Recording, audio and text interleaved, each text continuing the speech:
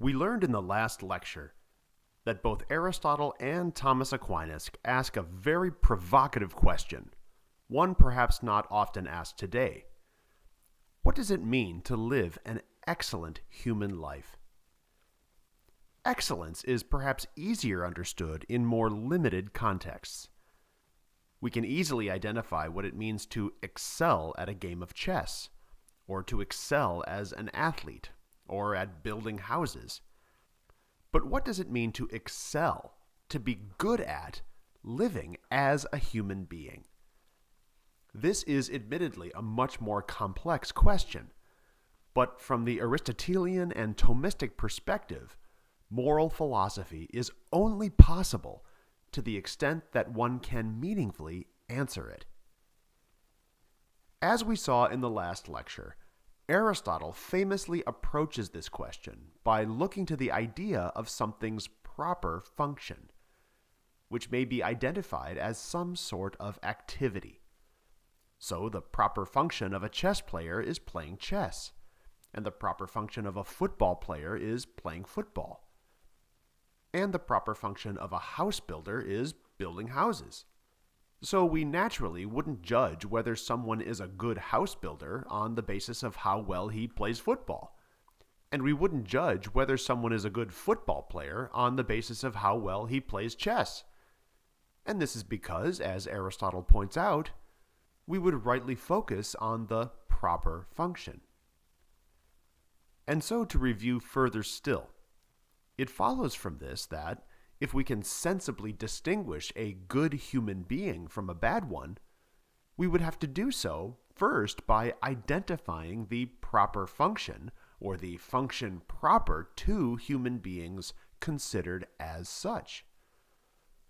What proper function makes a human being a human being? The answer is reason, or rationality, or at least a capacity for reason and rationality. And so what it means to be a good human being, what it means to excel at being human, must have something to do with engaging in the function of reason well, just as becoming an excellent chess player means playing the game of chess well. It may sound that Aristotle is just concluding that the best human beings are simply the smartest or the cleverest, but this is not so. Using one's reason well doesn't just mean being clever or knowing lots of things. In fact, thinking this teaching through leads us to the conclusion that there are fundamentally two kinds of human excellence, two kinds of virtue, based on the fact that reason plays fundamentally two roles in our lives. Firstly, our rationality is able to guide our passions and our actions. Passions such as anger, fear, and desire influence us a great deal, but they are also influences that reason is able to control and guide. Likewise, actions that we perform, whether to do this or that, whether to perform one action or another, also must be guided by reason. The virtue by which our reason is able to govern these actions and passions, Aristotle calls moral virtue.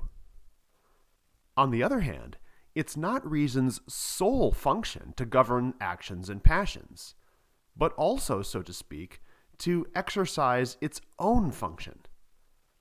By virtue of our reason, that is, we can pursue the truth and come to understand the reality around us.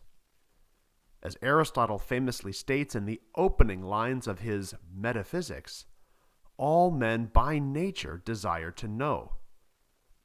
And so our reason is that which prompts this desire, and also that by which this desire is fulfilled. In any case, the excellence of this latter function of reason gives rise to another kind of human virtue, namely intellectual virtue, which complements moral virtue and completes the overall excellence of the human person. Aristotle sums it up as follows, quote, "Virtue, too, is differentiated in line with this division of the soul. we call some virtues intellectual and others moral. Theoretical wisdom, understanding, and practical wisdom are intellectual virtues. Generosity and self-control, moral virtues. In speaking of a man's character, we do not describe him as wise or understanding, but as gentle or self-controlled. But we praise the wise man too for his characteristic, and praiseworthy characteristics are what we call virtues. End of quote. In this lecture, we will focus our attention on moral virtue. As Aristotle and Aquinas teach, moral virtue is a certain habit of our character. A habit, more specifically, that guides and perfects our actions and passions in accordance with reason. There are many moral virtues, therefore, because there are many passions and situations in human life in which certain habits are necessary to act well, that is, in accordance with reason. So, for example, because human beings are prone to get angry, there is a virtue which controls anger. Aristotle calls this virtue mildness. Because human beings often experience fear, there is a virtue that deals with fear and helps us overcome it, namely courage or fortitude. Because human beings give gifts to each other and rely on each other, there is the virtue of generosity. And because human beings enter contracts with one another and live together under laws, there is the virtue of justice. As one notices, virtues are necessary to govern in accordance with reason certain actions and passions that are natural to us, that emerge from human nature and its common characteristics. In addition to these observations, Aristotle also famously noticed that, in addition to being a prompting of reason and human nature, moral virtues are always also a mean between two extremes. Perhaps some examples will help us see what he means by this. Let's take the virtue of generosity, which has to do with the giving of gifts, whether those gifts are monetary, the gift of our time, our expertise, or whatever. We might be inclined to say that generosity lies at one end of the spectrum, and generosity's opposite, stinginess, lies at the other. But this is not exactly so. The truly generous person, observes Aristotle, does not just give unreservedly in abundance. He gives more than the stingy person, but less than one who gives too much, a vice that Aristotle calls extravagance. So just as the stingy person does not give enough, the extravagant person gives too much, perhaps when he can't really afford it, or for the sake of being ostentatious, or to the wrong people. The truly generous person, however, gives the right amount, to the right people, for the right reasons, and under the right circumstances. In Aristotle's Nicomachean Ethics, we get a delightful number of examples. The virtue of mildness, for instance, is a mean between the vices of being hot-tempered, that is, too easily succumbing to anger, and being not sufficiently angry when the situation warrants it. Human beings, says Aristotle, should be angry when confronted with travesties of justice committed against themselves or others. As Aristotle explains, quote, "Those who do not show anger at things that ought to arouse anger are regarded as fools. So too, if they do not show anger in the right way, at the right time, or at the right person." Likewise, the virtue of friendliness is a mean between the extremes of grouchiness on the one hand and obsequiousness or flattery on the other. The grouchy person is obviously deficient in friendliness, whereas Aristotle says that obsequious people, quote, "praise you just to give you pleasure, never object to anything, and think that they must avoid giving pain to those they meet." End of quote. Additionally, the virtue Aristotle calls truthfulness has to do with the way which one regards one's own moral worth. those who think too much of themselves are boastful and, quote, pretend to qualities that carry high prestige, even though they do not possess them. At the other extreme, one who thinks too little of himself is a, quote, self-deprecator, who declaims or belittles the qualities that he possesses. As Aristotle continues, though, quote, the man in the median position is the kind that calls everything by its proper name. He is truthful in his life and in his speech.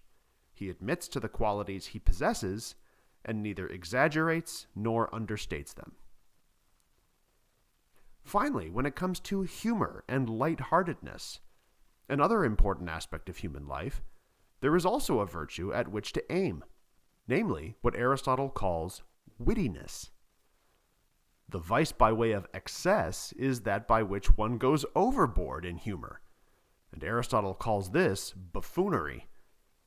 As he says, quote, they try to be funny at any cost, and their aim is more to raise a laugh than to speak with decorum, and without giving pain to the butt of their jokes.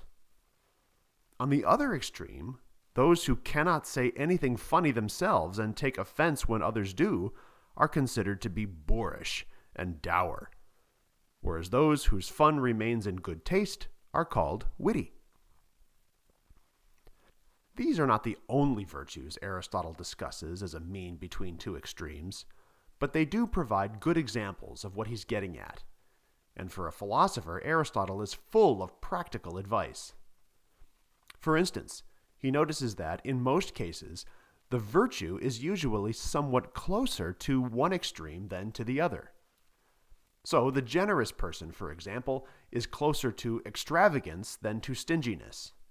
And mildness is probably closer to a deficiency in anger than to being hot-tempered. Also, Aristotle observes that certain individuals struggle with certain vices more than others. So we should know our personal weaknesses and strive hard to avoid them. So, if one is prone to stinginess, one should aim at the opposite extreme and not be too concerned with becoming extravagant. Once one's stinginess is overcome, avoiding the opposite extreme then becomes more manageable and relevant. As it happens, the fact that moral virtue is a mean between two extremes is one of the primary reasons why becoming virtuous is so difficult and takes so much repeated practice and habituation. Virtue is natural in the sense that it's part of what perfects our nature and causes us to flourish as beings with the particular human nature we have.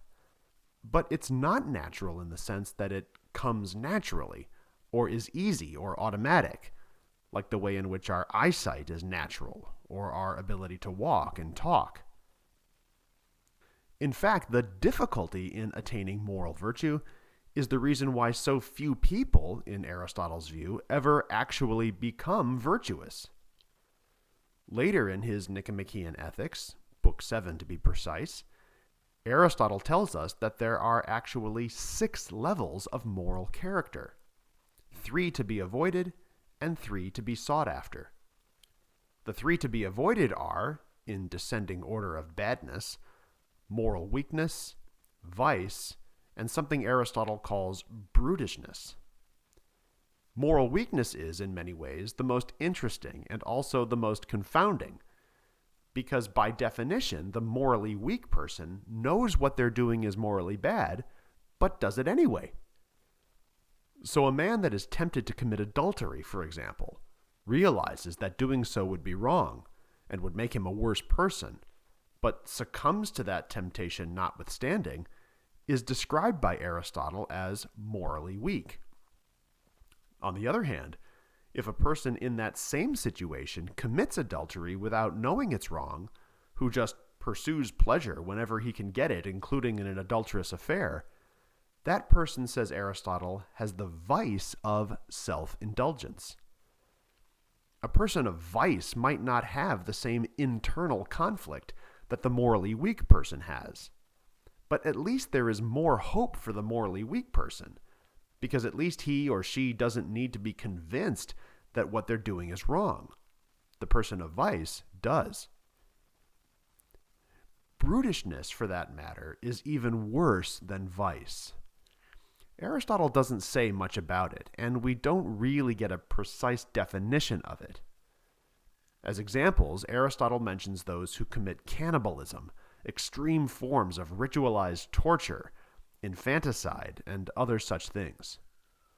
Although he doesn't say this explicitly, he seems to have in mind something like the criminally insane, whereas the morally weak person knows what he's doing is wrong, and the person of vice needs to be convinced that what he's doing is wrong. The brutish man does not even appear capable of listening to reason at all, and has all but sunken to the level of a wild beast. As for the three types of character that are to be pursued, these mirror the bad ones just mentioned. One step up from moral weakness is moral strength. So, confronted with the same temptation to commit adultery as the morally weak person, the morally strong person, while still feeling the inner struggle between doing what is right and doing what is wrong, wins that struggle and does the right thing. However, the very fact that he feels that struggle, says Aristotle, means that his character is still in some sense flawed. He has emerged victorious in this instance, but there will be another struggle for the next temptation that happens to come around. Eventually, those who are morally strong, if they repeat actions of good moral character over and over again, so as to become sufficiently habituated, become virtuous. That is to say, they no longer feel that same inner struggle to do what is right, and doing what is right doesn't cause them the same pain that it does those who are merely morally strong. Confronted with the opportunity to commit adultery, the virtuous person would just reject such behavior from the outset. Even the thought of doing such a thing would cause him revulsion. So, the virtuous not only know what is morally good, but they have also developed the proper habits to do what is good and to enjoy doing what is good. They are virtuous precisely because moral goodness, through good upbringing and repeated practice, has just become part of their inner character. On the end of the moral spectrum, completely opposite brutishness then, there finally lies the sixth level of moral character, something that is even higher and better than virtue, just as brutishness is even lower than vice. Aristotle says precious little about this and simply calls it heroic or divine virtue. Perhaps what he has in mind here are people that are so morally superior to the rest of us that one can't help but wonder if they are really or fully human, such as the poet Homer has Priam say concerning Hector, that, quote, "He did not seem like one who was a child of mortal man, but of a god." Unfortunately, Aristotle does not think that many people make it even to the level of virtue, and he seems to think that the morally weak even outnumber those who are morally strong. What his discussion of moral virtue provides us, though, is an understanding of what virtue is and some practical guidance as to how we might reach it. Virtue is, after all, the most important ingredient in living a happy and fulfilled life. Although it's not something most people attain, it does appear to be something everyone can attain with the proper understanding of human nature and the willingness to put in the hard work of developing virtuous habits.